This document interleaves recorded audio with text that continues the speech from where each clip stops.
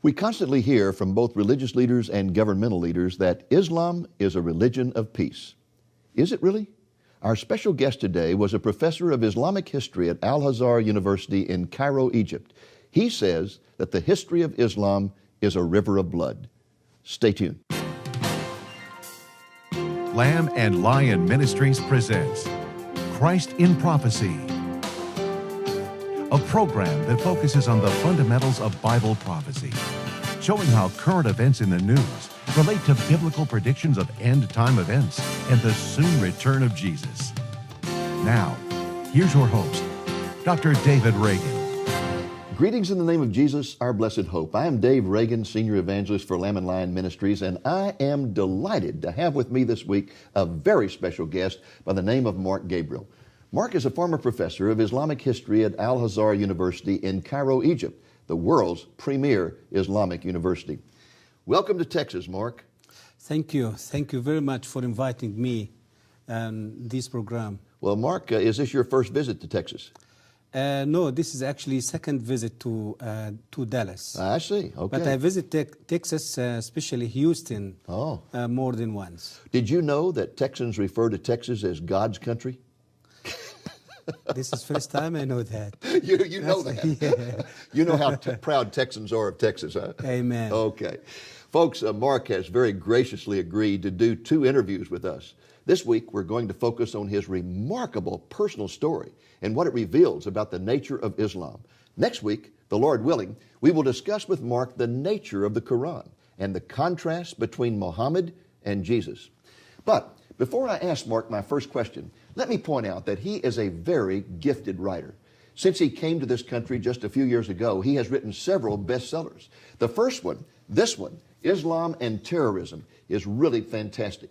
And he has written some others. For example, he has written one, the second one was called Islam and the Jews, and the next one was called Jesus and Muhammad. This is his newest book that has just come out. Later in our program, we'll tell you how you can get a copy of Islam and Terrorism. It is must reading for anyone who wants to understand the war against terrorism in which this nation is engaged.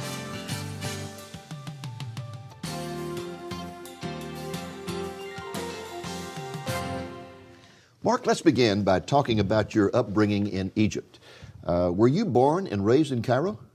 No, actually I was born in south part of Egypt, and my family was moved to Cairo when I was almost 14 years old. Oh, when Yes. you were 14? Yes. Okay. Were your parents strict Muslims? They are. Very devout. Not the secular type of Muslim that we often encounter in this country. No. In fact, you had an uncle who was an imam, wasn't he? He's a clerk, yeah, Muslim clerk, and imam also. Wasn't he the one who first began to inspire you to memorize the Quran? Yes, he took me when I was 5 years old, and he started helping me memorizing the Quran. And is it true that by the time you were 12 years old, that you had the Quran memorized? Absolutely. I spent almost 7 years exactly to finish memorizing the entire book.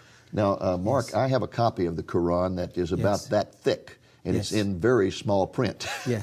We're talking about quite a lot of material there. Exactly. The size of the Quran actually is exactly like the size of the New Testament. So you had a book, the equivalent of the New Testament in length, memorized by the time you were 12 years old. By heart, absolutely. And you yes. had it memorized in classical Arabic, right? Exactly, because the language of the Quran, it's classic Arabic. It's not dialect Arabic. It's not the Arabic you speak on the streets. No, absolutely And not. probably at the age of 12, you didn't understand all that, did you? No, even when I finished my secondary school, only when I start to really my high school, I start to recognize the meaning of the verses of the Quran and the Yes. teaching of the Quran.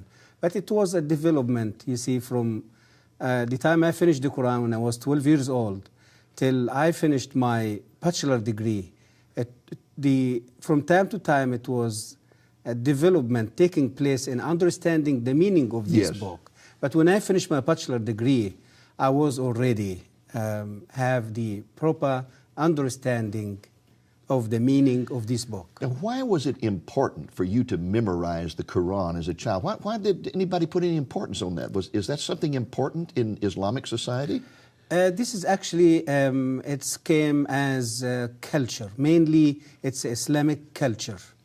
And it wasn't just from the past 10 years or 50 years. It's from the very early time, the first century of Islam. Muslims start to take care of giving the Qur'an from generation to generation. I see. By memorizing the book by heart. Okay. Yes. Now, were you ever exposed to any Christians while you were growing up, either missionaries or Coptic Christians, the basic Christianity of Egypt? Absolutely. I saw Christians living in my neighborhood, living in my country, Egypt, as minority. But the things that Christianity in Egypt didn't have really the power to influence Muslims. And this is the reason why I wasn't influenced by this type of Christianity during all my life, because the Christianity in Egypt is so tradition. Yes. More than 90% of Egyptian Christians, they are tradition. A very liturgical type exactly. of it, yes. But there is one incident happened when I was a little child with a Christian priest from that church. What happened in that time really was left a huge influence over my spiritual life. Tell us about it. I was really become very upset and very angry, you see, of Christians and the Jews because of the teaching I started to receive every day in my school, especially when I was in my secondary school at Al-Azhar Islamic Institute.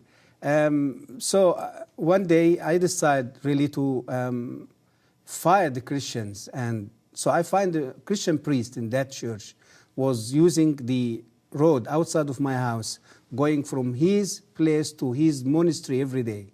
So every day I stand in front of my house and I start to just hit him with the stones and with, you see. How old were you at that time? And that time I was 13 years old. And you're throwing stones at a Coptic priest? Absolutely, and I injured his head. I injured him in his head terribly, and they took him to the hospital. But this man, when he get out of the hospital, he just came just to find out what's going on with me, why I'm treating him that way. He came back and found you? Yes, yes. And he know my house, he know my family even. So anyway, this man, he didn't came to revenge or to treat me in the same way, but he came to advise me that there is a fire inside me, and that fire is going to burn me before burning others. Wow. So, and he came to show me, or to tell me that he forgive me. Even I injured him and I caused big injury to him. He just came to show me that he loves me, he forgive me, and he said there is no reason for you to hate me or to treat me that way. That really impressed you, didn't it?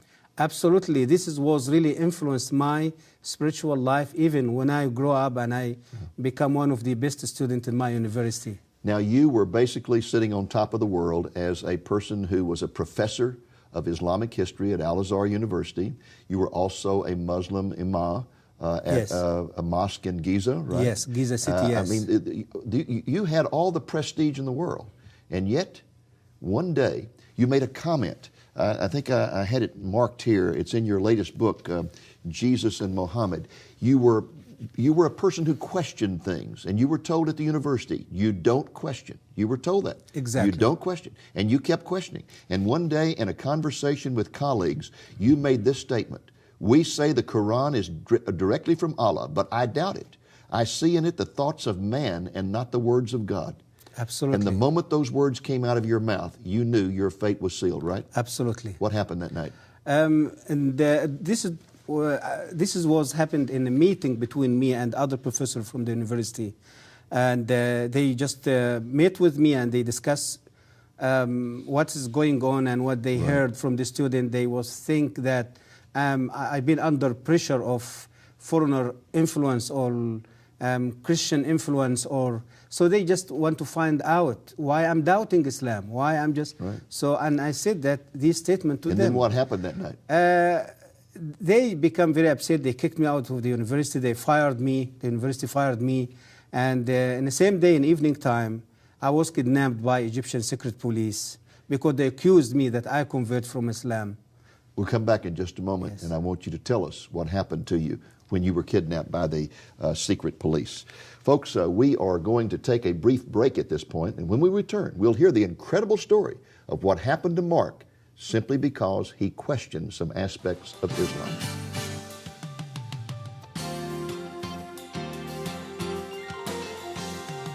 Mark Gabriel's fascinating story about his pilgrimage from Islam to Christianity is told in detail in this book, Islam and Terrorism. It is a story so fascinating that you will not be able to put the book down.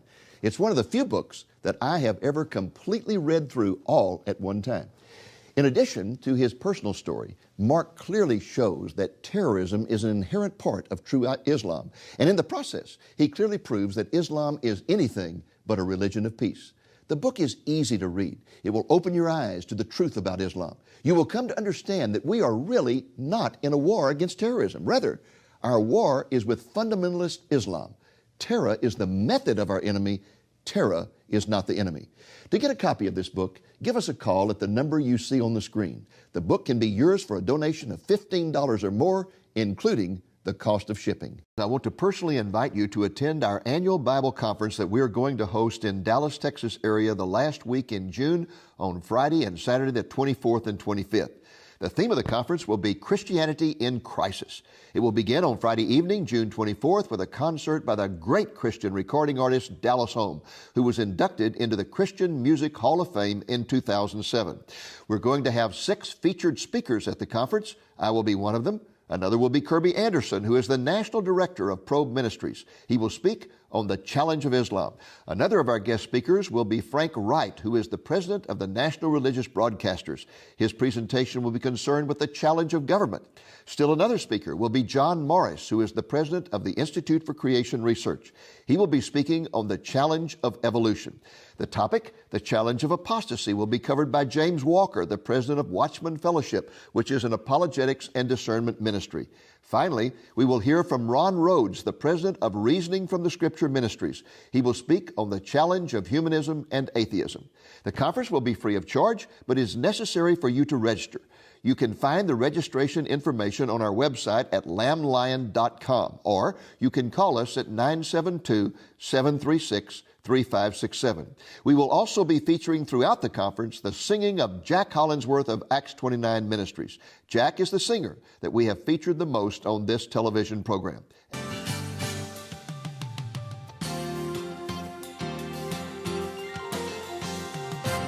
Now, you were telling us that you were arrested by the secret police of the Egyptian government for simply questioning some of the principles of Islam. What happened to you after that arrest?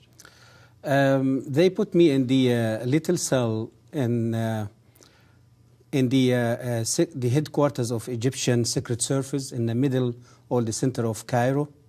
They put me for 3 days with no food, with no water, and in the 4th day, they start to interrogate me. They took me to one of the offices, maybe it's in the 6th or the 7th floors, and interrogating me during a day. And that 4th day, they start giving me food and water, and because they want to stimulate me and just want to get information that they can. And they find out during the day they cannot just get what they're looking for. And they start interrogating me during the evening time. So the evening time, it was the time of torture. With cigarette, they burned me with cigarette in different places in my body. And you can see here in my hand. They beat me. They put me in cold water. They put me in a little in a tank full, you see, filled with water, and they put hungry rats inside that tank, and they put me inside the tank. So you had rats for crawling over you all night? Whole night, and the rats just swimming over the water, you see, around my head. And did the rats bite you? No, at all. This is like Daniel in the lion's den. And the next day they took me out, and I was just surprised that I'm still alive. But I don't know what is the next. So, and after that they put me in a little cell with a vicious, hungry dog.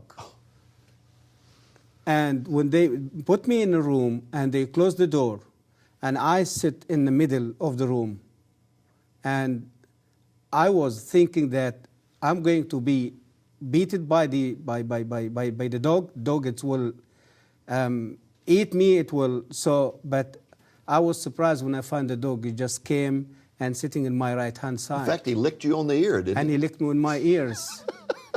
And they must have thought that you were Satan or something to have such power. They said that. This is a human being or something else.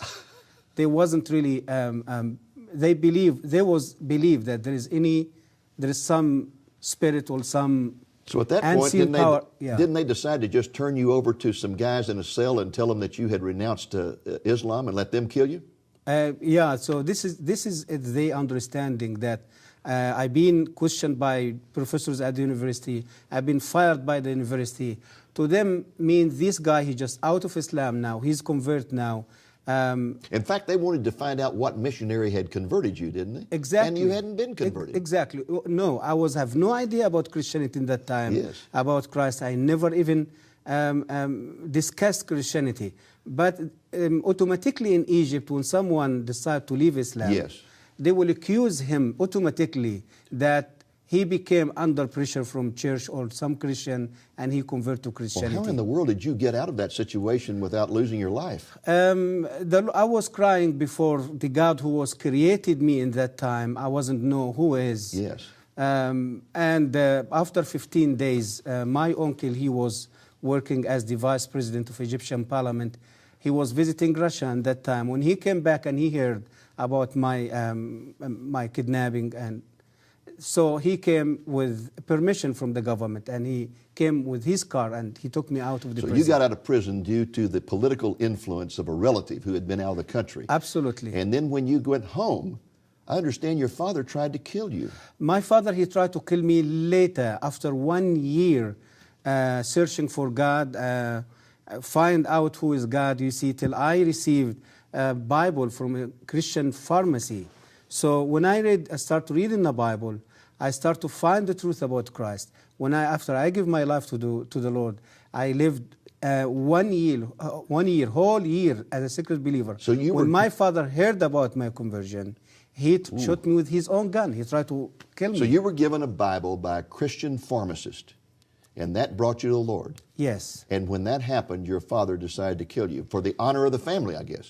Because, he just felt there is a shame going to be over him and all the life, or the family, even the community. And so he shot at you several times and all the bullets missed? No, one bullet missed me, about maybe 5, 6 bullets. I understand that your sister finally got your passport, got you out of the country, and where did you go? When my father, he just shot me and tried to kill me, I was running away from his faith, and I went to my sister, and in my sister's house, I put the whole situation in front of the Lord, and the Lord showed me to get out of Egypt in the same evening, same day. My sister helped me. She brought my stuff. And where did you go to when you fled? I fled to South Africa by the road, Africa. traveling from Cairo to South Africa for 3 months over the road. And I was the first Egyptian who did overland journey between Cairo and Johannesburg the trip take almost 3 months. Okay, and so then you get to South Africa, and did you meet some Christians there? Yes, in South Africa I met with many Christians, and many churches, they start to hear about my story because the public media in South Africa, they wrote articles and published articles about my story. And Is it true that assassins were sent to South Africa to kill you? Absolutely. In South Africa, especially after I wrote my first book in South Africa, and my activity became very well known, and Muslim community, they felt they threatened by my activity there, and by this book was released there in Johannesburg in 1996, and they tried to end my life there few times. This religion of peace, just because you question Islam, this religion of peace kidnaps you, tortures you, tries to kill you, and even sends assassins to kill you in South Africa. Yeah. That's some religion of peace, isn't it? Yeah, this is how the world really been deceived by the media, by the world media, the secular media, by Islam. It's not religion of peace. Well, Mark, we're going to pause again here, folks, and we'll be back with you in just a moment.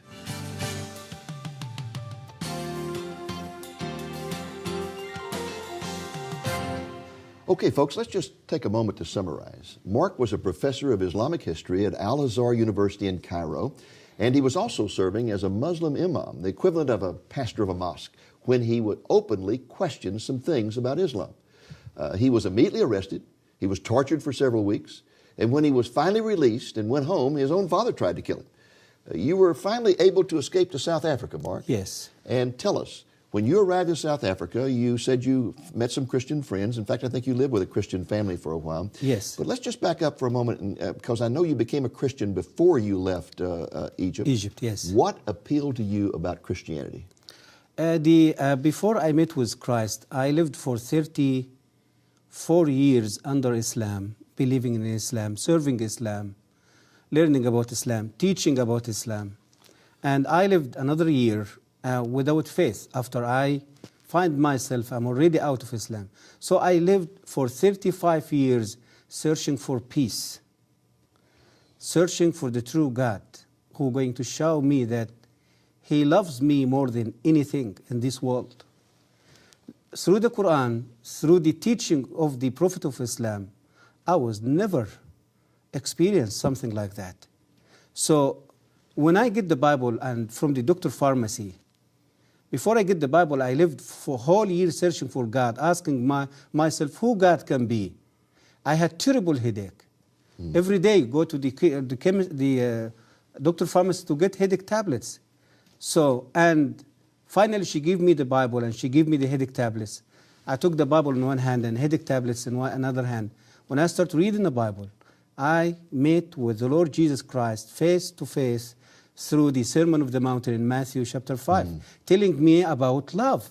Love your enemy. Not kill your enemy. Not kill your enemy. So the word of the Bible, the word of Jesus Christ, and that evening came to me is just like a beautiful rain.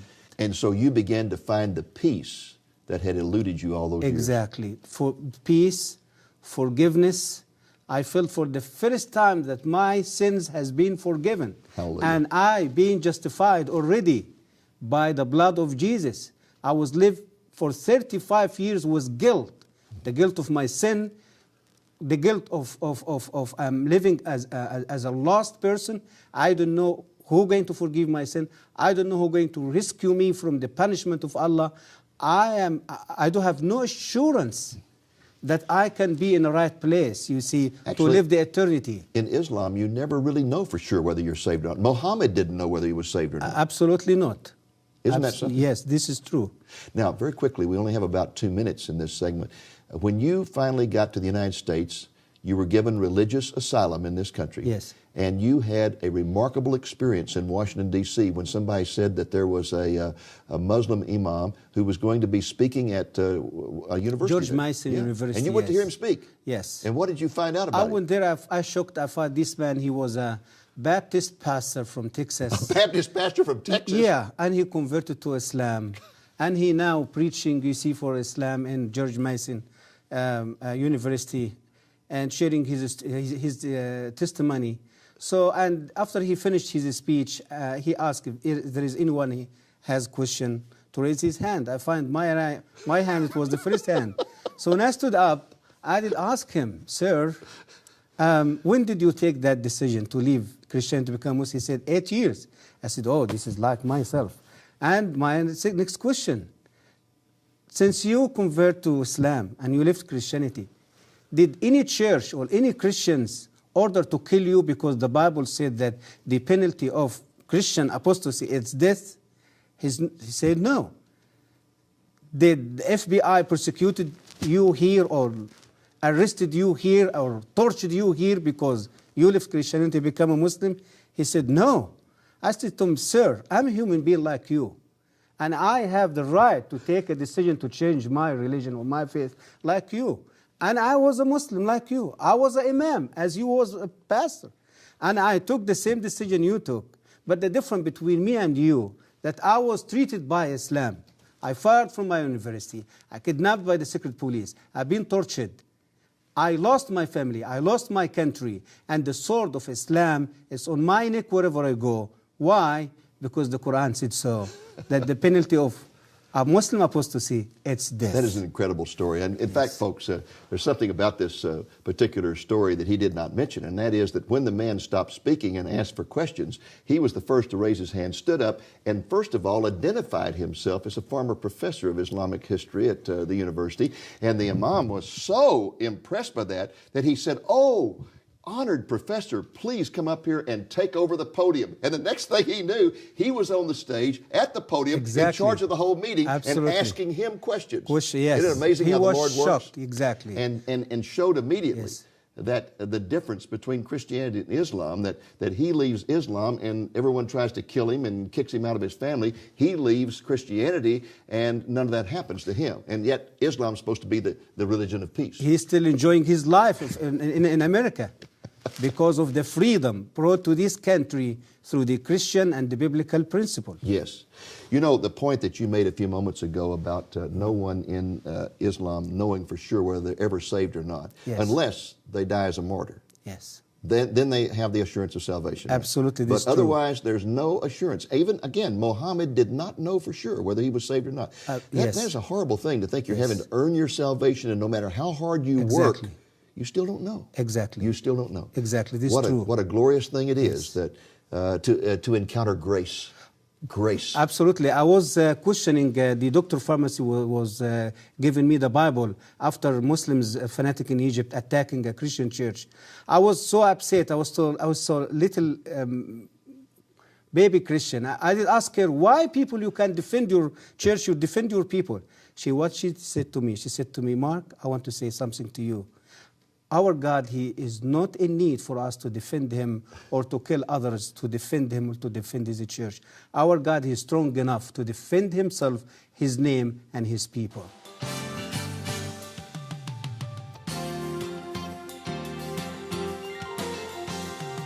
I want to thank you for tuning in this week. I hope the program has been a blessing to you, and I hope you'll be back with us next week when, the Lord willing, Mark Gabriel will be back with us to discuss the differences in the Bible and the Qur'an. He will also talk with us about the contrast between Jesus and Muhammad. Until next week, the Lord willing, this is Dave Reagan speaking for Lamb and Lion Ministries saying, look up, be watchful, for our redemption is drawing near. Christ in Prophecy is made possible through the faithful and generous support of viewers like you. Please consider making a donation to Lamb and Lion Ministries so that we can continue broadcasting the message of Jesus' soon return. Thank you, and God bless you. I'd like to invite you to come and check out our website at www.lamblion.com. You will find a wealth of information about Bible prophecy, gaining a big picture view into God's plan for the ages, and learn how His eternal plan relates to you in the here and now. Watch online episodes of Christ in Prophecy for in-depth teachings on end-time events. Read from the library of articles covering all aspects of God's prophetic word.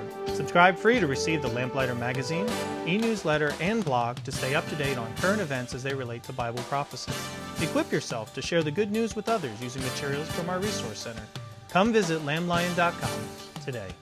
Thank you for joining us on today's Christ in Prophecy, a presentation of Lamb and Lion Ministries, a non-denominational ministry dedicated to teaching the fundamentals of biblical prophecy and proclaiming the soon return of Jesus.